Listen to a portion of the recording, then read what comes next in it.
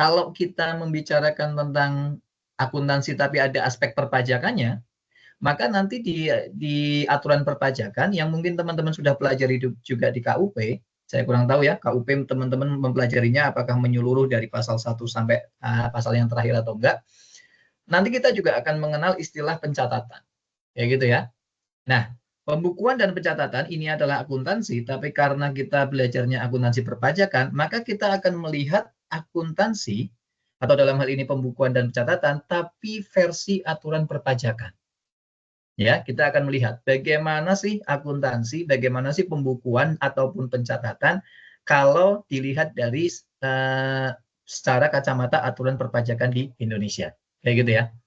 Nah, aturan perpajakan di Indonesia, 3 kitab pokoknya, kitab perpajakan Indonesia ya, kitab pokoknya ada Undang-Undang KUP, Undang-Undang PPH, dan Undang-Undang PPN. Gitu ya.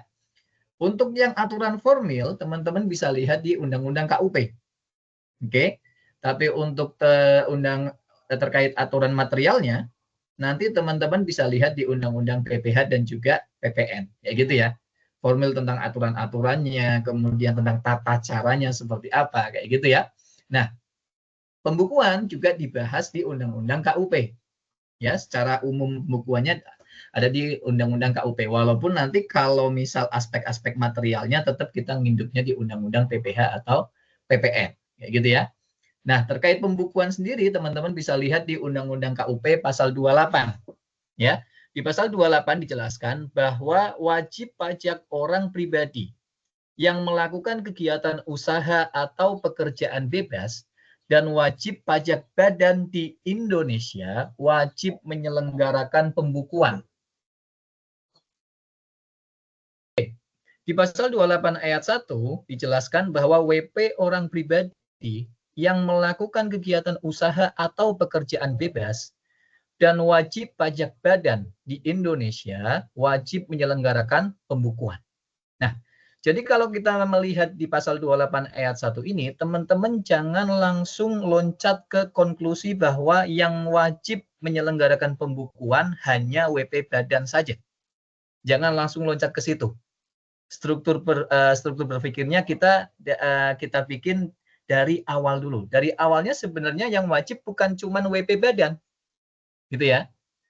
Kalau kita lihat di pasal 28 ayat 1 ini. Tapi WP badan dan juga WP orang pribadi yang melakukan kegiatan usaha atau pekerjaan bebas. Oke ya. Jadi yang wajib itu. Oke. Kemudian di pasal 28 ayat 2-nya dijelaskan bahwa dikecualikan dari kewajiban menyelenggarakan pembukuan tapi wajib menyelenggarakan pencatatan adalah ketika apa? Nah, jadi awalnya ada dua jenis wajib pajak yang diwajibkan untuk menyelenggarakan pembukuan, yaitu WPOP yang melakukan kegiatan usaha atau pekerjaan bebas dan juga WP badan, gitu ya. Artinya kalau kita lihat dari pasal 28 ayat 1, WPOP kalau dia tidak menyelenggarakan usaha dan juga tidak menyelenggarakan pekerjaan bebas, memang dari awal dia tidak diwajibkan menyelenggarakan pembukuan. Gitu ya. Nah, artinya apa? Siapa? Simpelnya siapa? WPOP yang tidak wajib menyelenggarakan pembukuan ini, yaitu WPOP karyawan. Yang dia hanya bekerja sebagai karyawan, dia tidak bekerja sebagai melakukan pekerjaan bebas ataupun menyelenggarakan kegiatan usaha. Teman-teman sudah pelajari ya, ketika belajar PPHOP khususnya, teman-teman sudah tahu bedanya WPOP karyawan, WPOP yang menyelenggarakan usaha, sama WPOP yang menyelenggarakan pekerjaan bebas. Kayak gitu ya, teman-teman sudah bisa membedakan. Nah, kemudian ada yang dikecualikan dari menyelenggarakan pembukuan, tapi wajib bikin pencatatan. Nanti kita lihat ya, bedanya pembukuan sama pencatatan versi aturan perpajakan seperti apa. Nah, wajib pajak yang tidak diwajibkan menyelenggarakan pembukuan, tapi wajib bikin pencatatan, yang pertama siapa? Yaitu WPOP yang melakukan kegiatan usaha atau pekerjaan bebas yang sesuai dengan ketentuan peraturan perundang-undangan perpajakan diperbolehkan menghitung penghasilan netonya menggunakan norma penghitungan penghasilan neto atau biasa kita sebut dengan NPPN, gitu ya. Nah, ternyata ada WPOP yang dia melakukan usaha atau pekerjaan bebas, tapi untuk menghitung penghasilan netonya dia tidak diwajibkan pakai pembukuan, tapi cukup pakai pencatatan, kemudian penghasilan netonya dihitung pakai norma saja. Nah, siapa WPOP yang pelaku usaha dan pekerjaan bebas, tapi boleh menghitung penghasilan netonya pakai norma?